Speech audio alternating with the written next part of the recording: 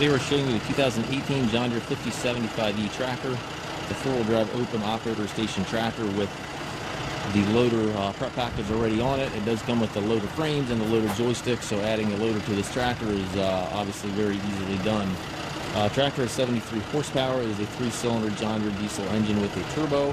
Has approximately 200 hours on the unit. Very nice tractor. Tires are obviously excellent. Comes with the balance of the factory warranty. Stabilizer bars, 540, 540E PTO, drawbar PTO, top link, rear remote, everything's here. It's got the rear work light on it. And as you can see, it looks practically new.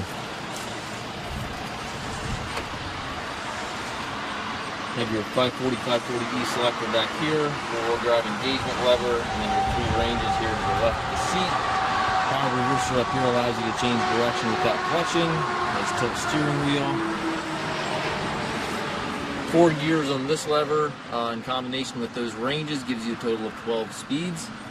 3-point and hydraulic lever directly to the right of the seat, and then your hand throttle and the PTO engagement to the far right there.